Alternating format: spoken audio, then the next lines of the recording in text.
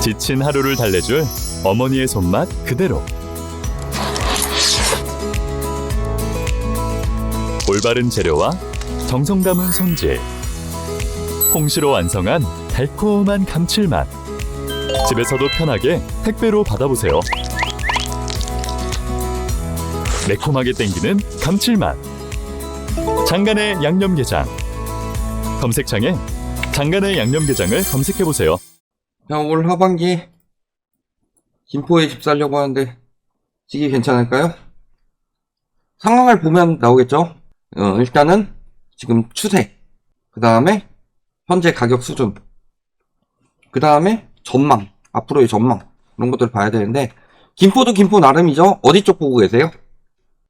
뭐 장기 운양 쪽도 있고, 구례나 고촌, 풍무 뭐 이런 데 있는데, 운양이요? 자, 이쪽이 운양동이고 지금 가격이 쭉 빠지다가 특례 풀고 뭐 하면서 다시 올라간 상황이죠. 좀 길게 보면은 사실 거의 제가 한 요때 뭐 요 추세 정도 보라고 하셨죠? 평균 한 1,000만원 정도가 나와야 되는데 지금 아직 50% 정도 거품이 붙은 상황이다. 그리고 단지 같은 거 하나 찍어서 보시더라도요. 자, 여기서 빠지던 것들이 다시 붙었다가 이렇게 된 상황이죠. 그러니까 한 3억 정도면 괜찮을 텐데 지금 한 3억 8천 정도까지 붙은 상황이라서 일단은 가격 수준은 요런 곳 같은 경우는 지금 한 최소 한 7천 정도는 더 빠져야 되겠죠. 그 다음에 뭐 김포 같은 경우가 자차 타세요? 아니면은 저기 철도, 공항철도 타세요? 운양 같은 경우는 출근 시간에 공항철도 타기는 굉장히 힘들 겁니다. 왜냐면은 이쪽 양천부터 구례 이런 데서 다 타고 오기 때문에 장기까지 여기가 수요가 엄청나게 많죠? 그럼 이쪽 타고서 이렇게 나가셔야 될 텐데 이쪽이나 가격적인 부분은 아직은 비쌉니다. 그리고 제가 예전에도 말씀드렸는데 2008년 집값 빠지는 거고요. 2022년 여기도 데드캣 바운스가 2009년에 났죠.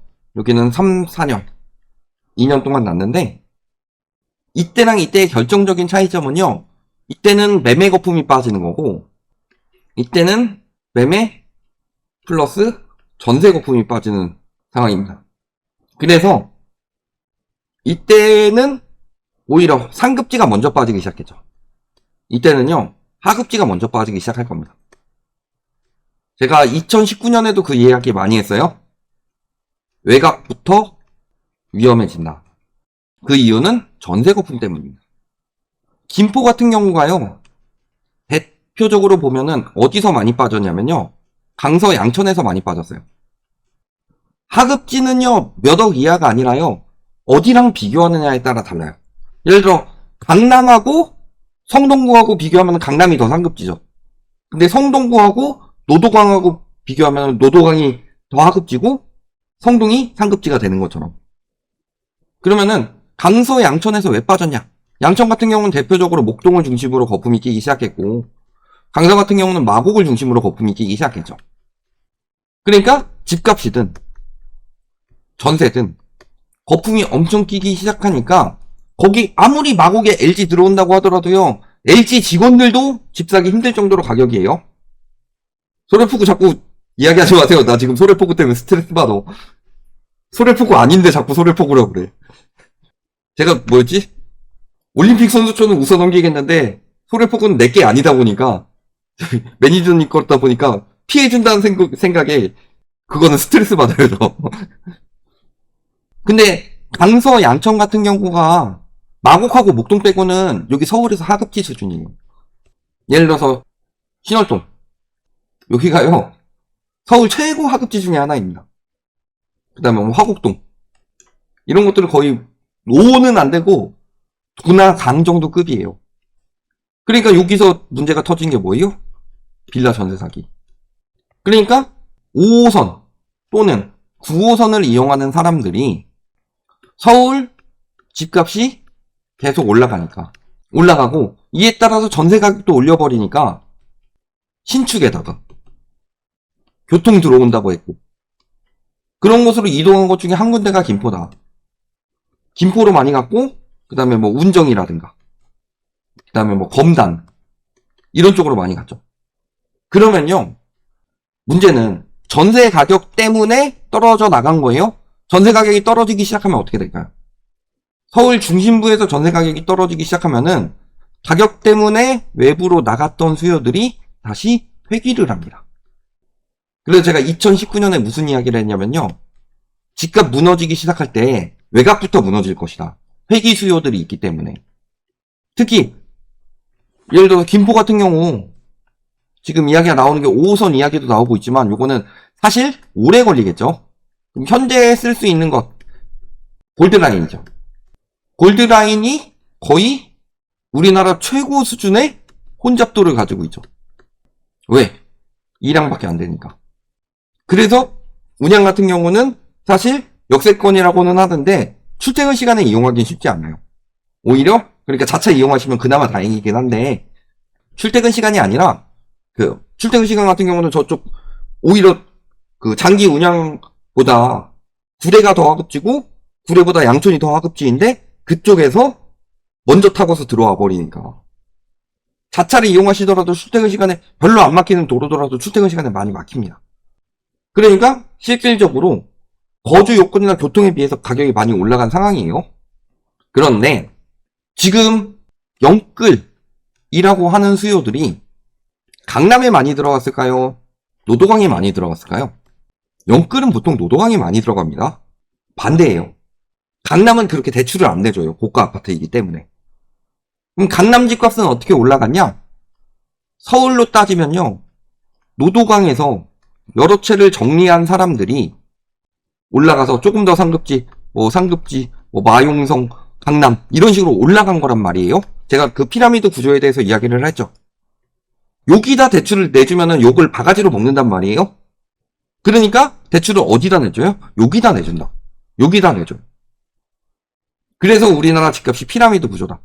강남 같은 경우는 소득으로 살 수 있는 거 매우 가능성이 매우 적어요. 진짜로 집이 찢어지게 가난했는데 소속사 잘 만나가지고 내가 방탄소년단이 됐다. 그래서 돈을 어마어마하게 벌었다. 이런 경우라든가 아니면은 코인을 샀는데 내가 2008년에 코인을 샀는데 2017년에 고점에서 팔아먹고 그 돈으로 또 코인을 사가지고 이번에 고점에서 또 팔았다. 이런 식으로 어마어마하게 버는 그런 수요들은 매우 적고 아니면 뭐 사업했는데 백종원처럼 대박이 났다. 뭐 이런 경우 매우 드문 경우고 보통은 여기서 팔아서 상급지로 자기 돈 보태가지고 이동하도록 만드는 거예요. 그러니까 대출 지원이 어디로 들어가요? 자, 특례 보금자리론이든 디딤돌이든 특례 보금자리론 받고 강남집 살 수 있어요? 디딤돌 받고 강남집 살 수 있나요? 못 사죠. 그런 걸로 여기 사가지고 올라가는 거예요. 그러면은 김포보다 더 하급지가 있을까요? 김포 방향으로? 김포에서 밀려나가서 이동할 만한 곳이 있어요? 집중적으로? 없죠. 근데 그 김포라든가 운정이라든가 검단 그 다음에 뭐 옥정 서부에는 이런 데고 뭐 북쪽에는 옥정 뭐 회천 이런 곳들이 장점이 뭐예요?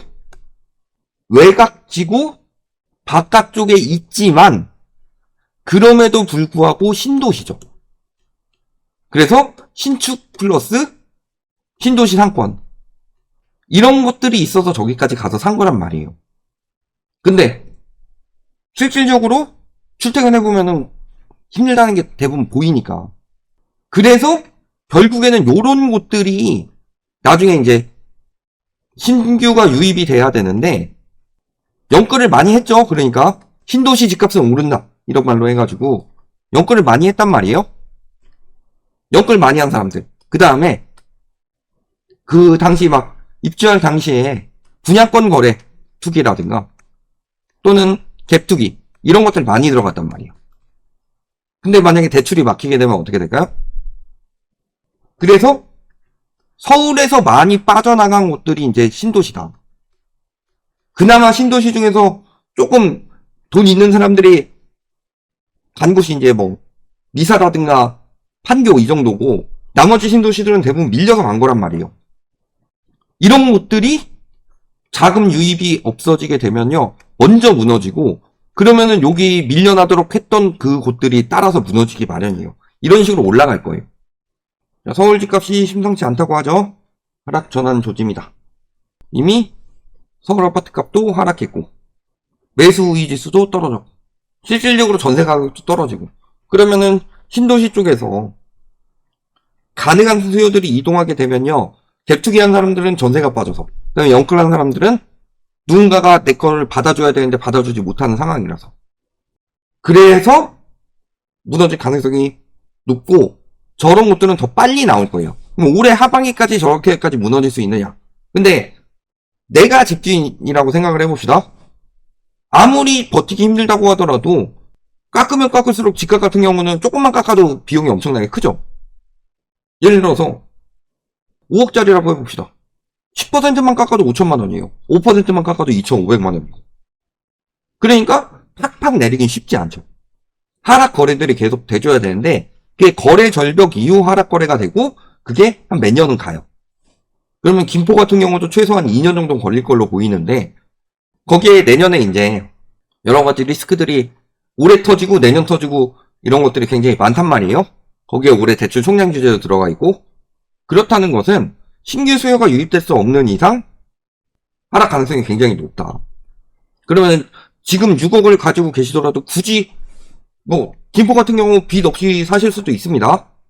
그렇지만 그렇다고 하더라도 내가 3억 주고 살 것을 4억 주고 사게 되면 그 1억에 대한 기회비용이 날아가죠. 그래서 지금 사실 때는 아니다. 차라리 조금 더 안전자산 같은 데다가 좀 분산 투자 해놓으셔서 조금 더 불린 다음에 한 1, 2년 정도 더 보시다가 이제 기미가 보여요? 떨어지는 칼날을 잡는 게 아니라 바닥 찍고 올라갈 때 잡는 게 더 나아요. 그때쯤 사시는 게 좋다. 여기까지 말씀드리겠습니다.